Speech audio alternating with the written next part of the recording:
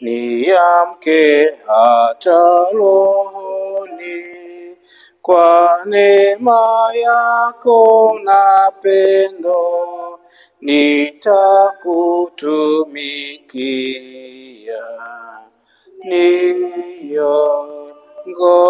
Niongoze nifikiri mambo yangu mbele yako, nipate baraka yako. Unitawale kwa Roho, unionyeshe mwenendo kwenda kwako mbinguni. Unibariki popote katika kazi na raha, nipe riziki yangu mpaka mwisho, niondoke duniani kwa furaha, nikushukuru mbinguni. Simame. Tuombe. Mungu mtakatifu, Baba wa mbinguni, katika jina lake Bwana wetu Yesu Kristo, tunakushukuru kwamba umetuitia watoto wako katika huduma na utumishi huu wa kubeba uso wako katikati ya watoto wako. Tunaomba Roho Mtakatifu awe kiongozi wetu, kiongozi ambaye atatuelekeza kukujua na kukupenda wewe Mungu, lakini kiongozi ambaye anatupa nguvu na uweza wa kutumika shambani mwako. Tunaomba Mungu tubariki sote, katika jina la Mungu Baba, Mwana na Roho Mtakatifu. Amen. Tasoma hili neno lituongoze kwenye semina hii, Matendo ya Mitume 6 mstari wa 3 hadi ule wa 4. Matendo ya Mitume 6:3 hadi wa 4. Basi ndugu, chagueni watu 7 miongoni mwenu walioshuhudia kuwa wema, wenye kujawa na roho na hekima, ili tuwaweke juu ya jambo hili, na sisi tutadumu katika kuomba na kulihudumia lile neno. Amen. Naomba tukae tafadhali. Kwanza kabisa, ndugu zangu, nichukue nafasi hii kumshukuru Mungu Baba Mwenyezi ambaye ametupa kibali cha kuwa miongoni wa watu walioitwa na Mungu ili kuwa watumishi wake. Wito huu ni wa baraka sana.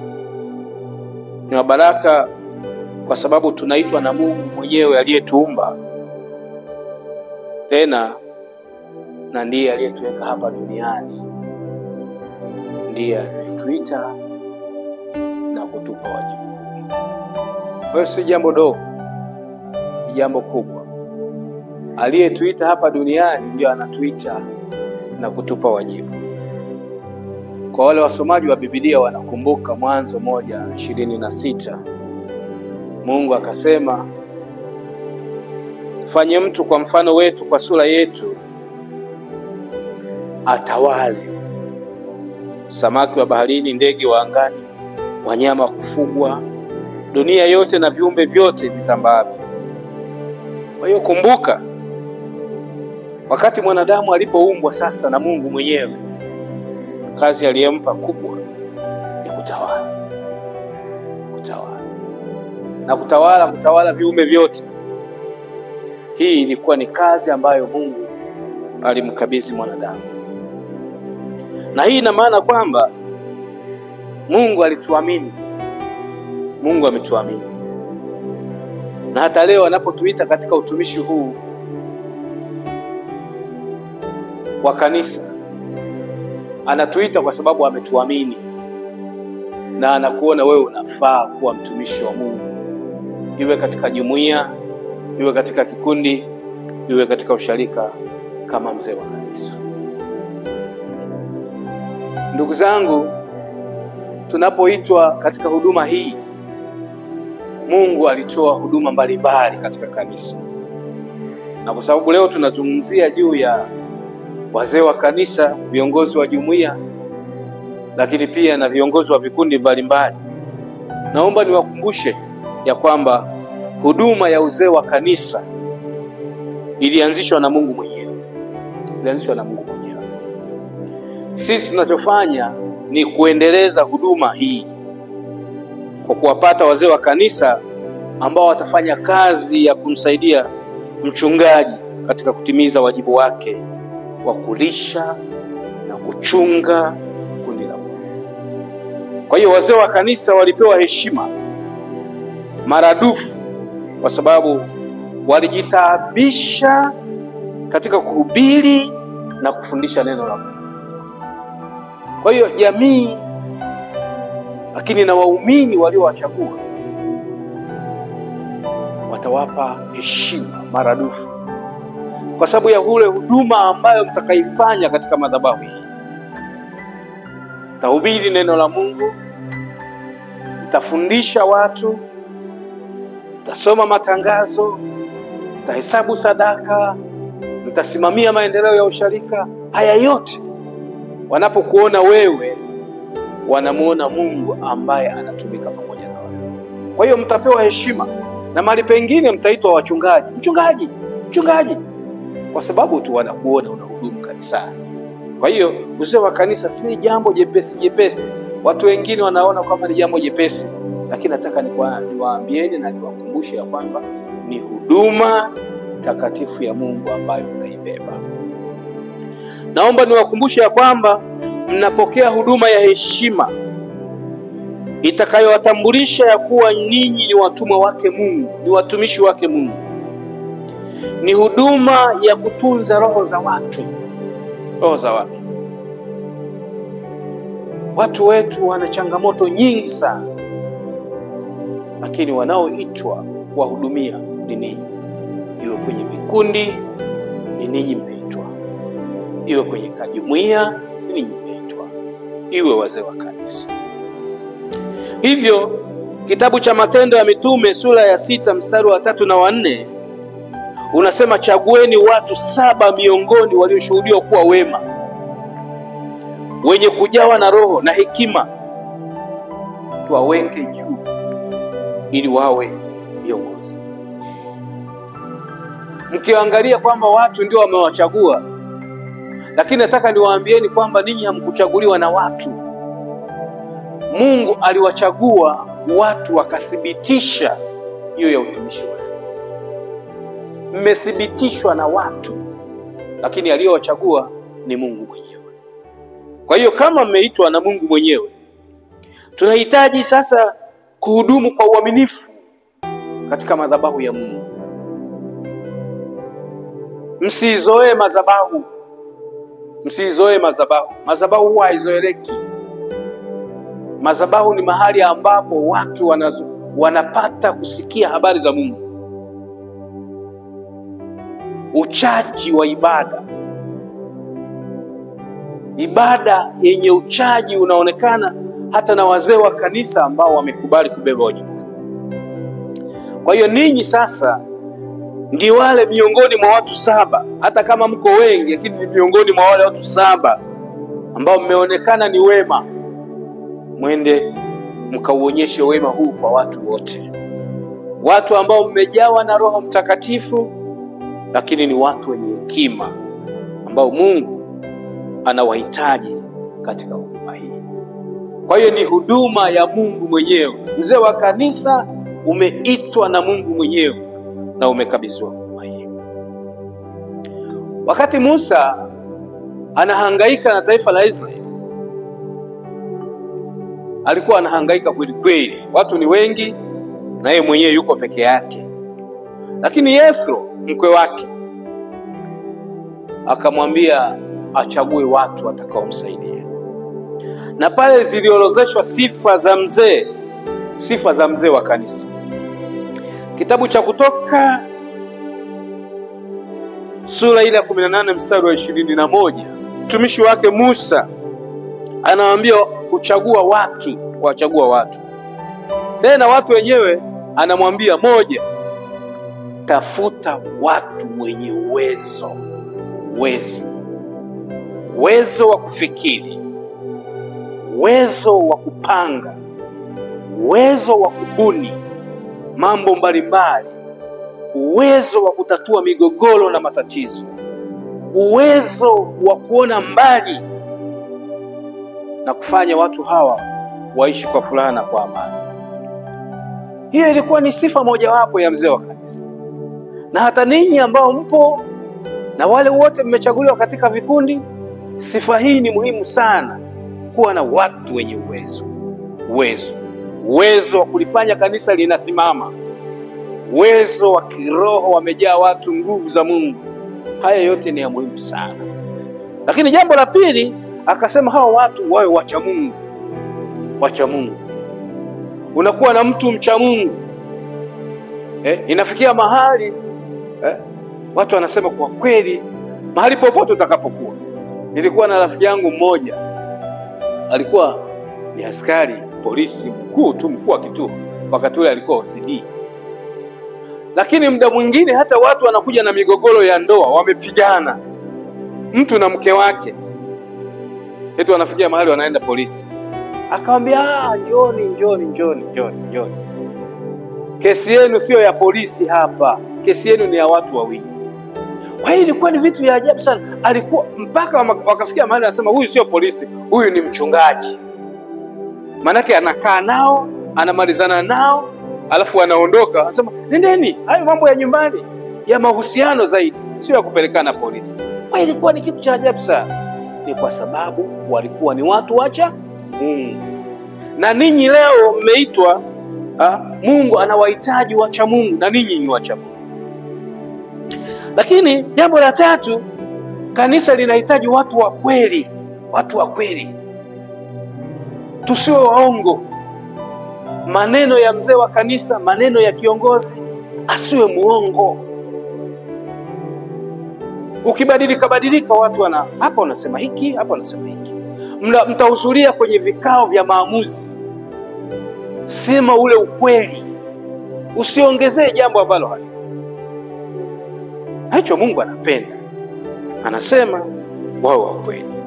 Lakini lingine akasema, wenye kuchukia mapato ya aibu, mapato ya udhalimu, mapato ya aibu.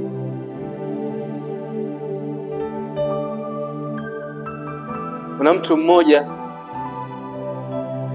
alikuwa anasema hizi njoo zilikuwa zimeanzishwa za ajabu hizi. Wengine walikuwa wana promote mambo ya ushoga, wanalipwa fedha nyingi tu, alafu wanaenda kufanya uinjilisti wa kuwatafuta watu waingie kwenye kundi hili. Ni jambo la aibu. Hata ukipata fedha hiyo itakusaidia nini? Je, mtoto wako angefanyiwa kitu kama hicho? Wazee wa kanisa mmeitwa watu wenye kuchukia mapato ya udhalimu, mapato ya aibu. Simamieni hayo, pia yataleta heshima ya kanisa. Hasa ninyi leo mmeitwa kuwa viongozi. Ukiwa kwenye kikundi cha kwaya pale watu 50, wewe ni kiongozi. Ukiwa kwenye fellowship watu 20, wewe ni kiongozi. Ukiwa kwenye jumuiya watu 70, wewe ni kiongozi. Hizi sifa hizi zote zinakuhitaji wewe uzifanye. Lakini mlisimamie kanisa, kundi ambalo Mungu ametuita.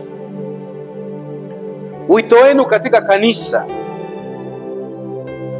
mmeitwa kumtumikia Mungu wakati ulimwengu na kanisa likiwa kwenye changamoto nyingi.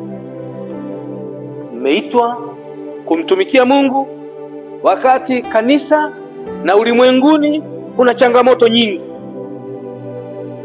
Changamoto ya kwanza, mmomonyoko wa maadili. Ambapo binadamu wenzetu wanashabikia mambo machafu badala ya kumshangilia Mungu. Na watu wanashangilia mambo maovu tu. Ninyi mmeitwa mmeitwa kuifanya kazi hiyo. Sasa katika changamoto hizi, sio changamoto ndogo, ni changamoto ambazo zina shida.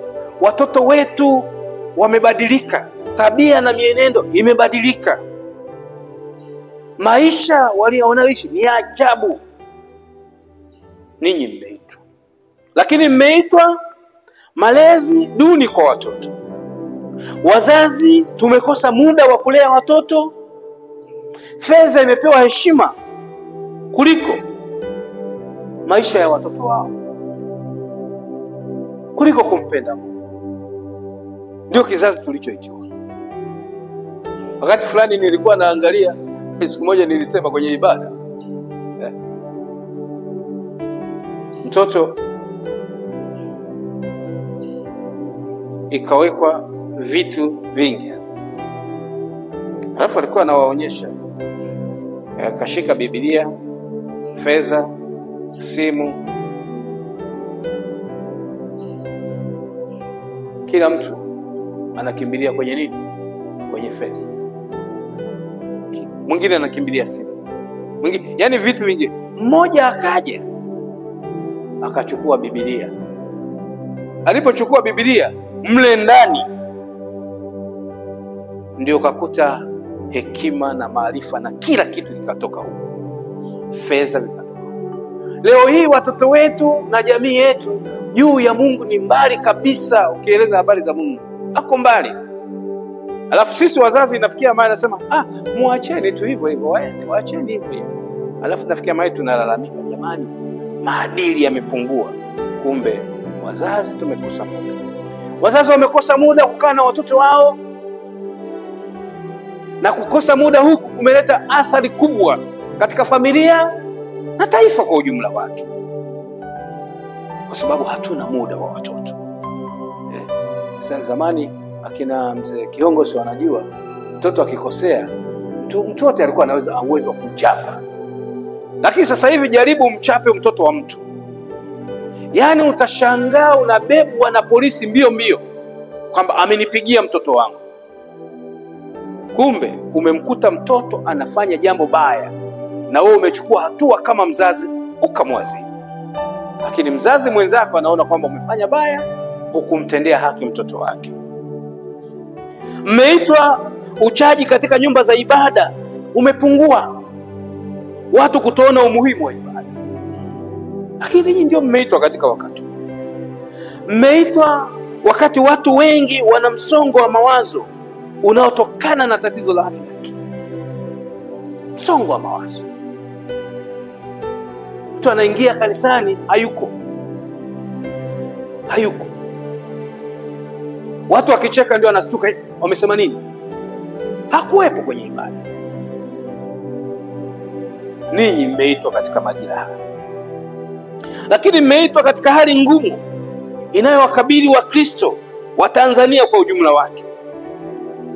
Imewafanya kuingia kwenye majaribu na kuanguka kwenye dhambi.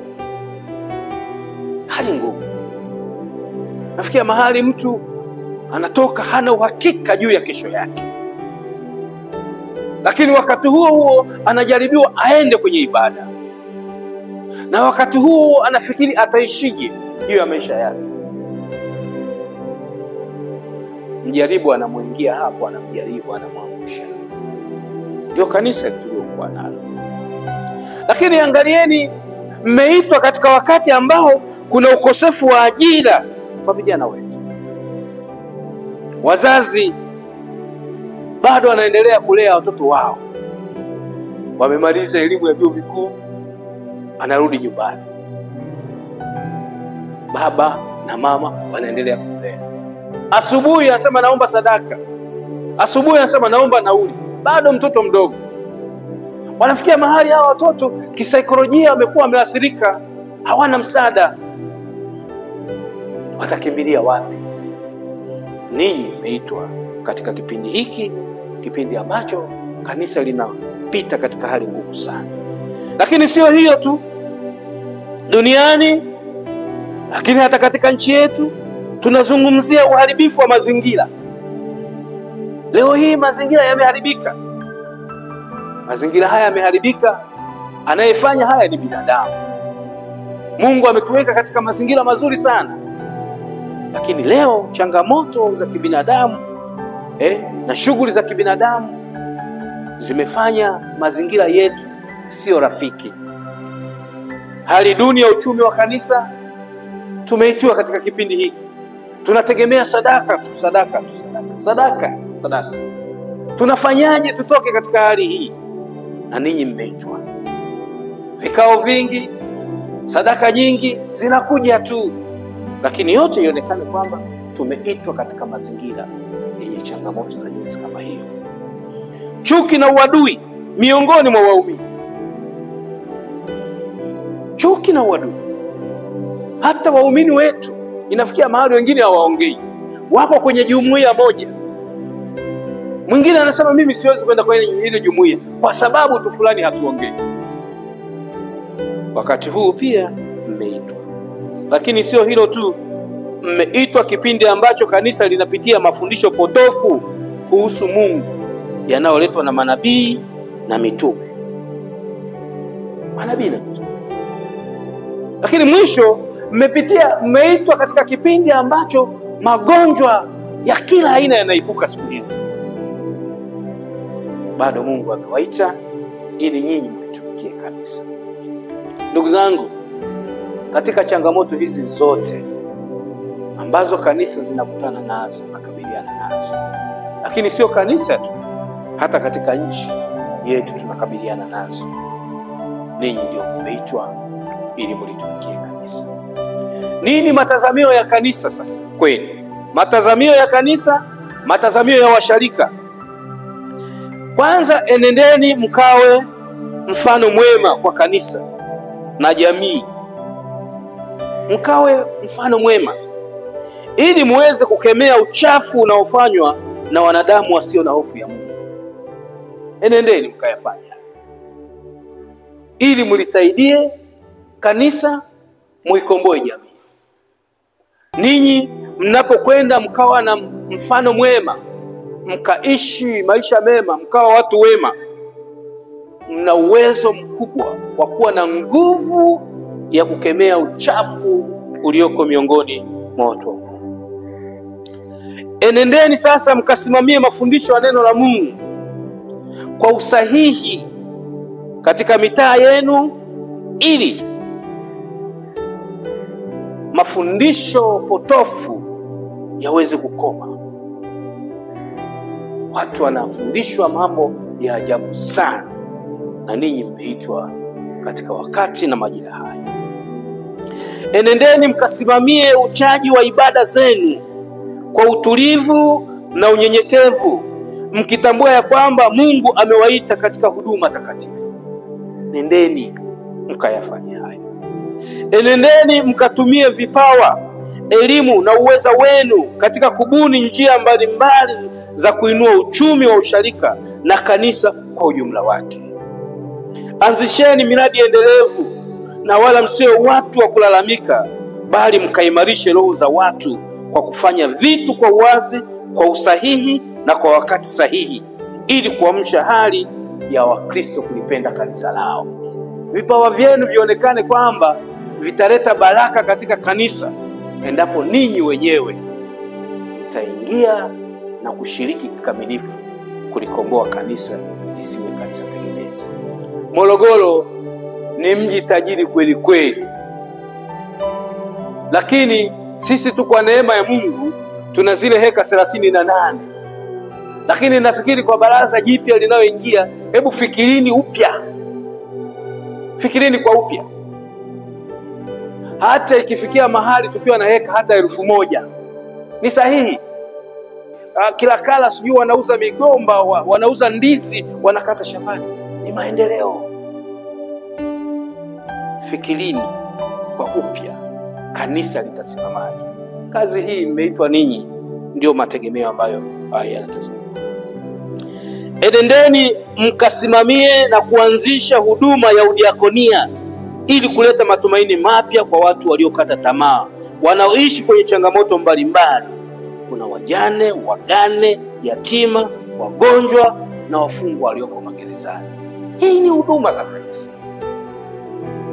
huduma ya udiakonia isimamiwe na ianzishwe vizuri, ili tunaposimamia haya yote haya yatafikia mahali tutakuwa na kanisa lenye amani na utulivu zaidi. Simamieni haya kwa nguvu zenu zote. Huduma hii ni huduma ya kanisa kwa kweli. Enendeni mkazitumie rasilimali vizuri. Kanisa sio masikini, tunazo rasilimali nyingi lakini hazijatumika vizuri.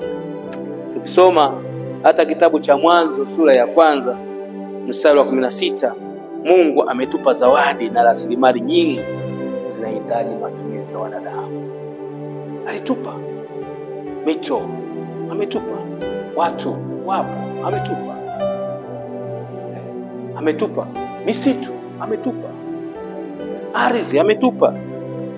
Haya yote yanahitaji sisi kulitumia ili kulikomboa kanisa na jamii.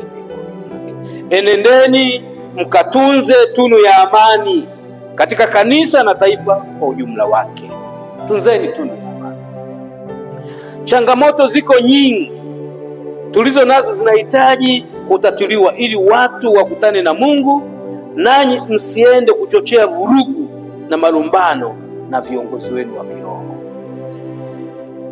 Msiende kuchochea. Changamoto hizi zote za kushughulika na sasa ni nyingi mno. Tukishughulika na changamoto hizi na tukiwa na uwezo wa kuzitatua, bado sisi tutaendeleza na wengine watakuja watazifanya. Kwa hiyo niwaombe sana, nendeni mkasimamia amani. Hii ndio tunu wa taifa letu. Lakini mwisho niseme, enendeni mkajitoe kwa hali na mali katika wito wenu kumtumikia Mungu. Watieni moyo waliokata tamaa, wafarijini wenye huzuni ili waweze kumwona Mungu. Tukifanya hivi tutakuwa na kanisa lenye kuwa na matumaini mapya, kuongoza mtaa katika eneo letu. Niwashukuru sana kipekee mwalimu wetu Daktari Anatemu, ambaye tunashukuru yupo katikati yetu, lakini pia baadaye mchungaji Christopher Samuel. Lakini washukuru ninyi nyote ambao mmepata neema hii ya kufika. Mimi niseme karibuni sana kwenye huduma itakatifu ya Mungu. Ombeni Mungu sana ili wape hekima ya kumtumikia yeye. Huduma hii ni huduma takatifu. Hebu itumikieni kwa nafasi hii mlizopewa. Na sasa niseme ya kwamba naifungua sasa semina hii rasmi ya wazee wa kanisa na viongozi wa vikundi katika jina la Mungu Baba, Mwana na Roho Mtakatifu. Amen.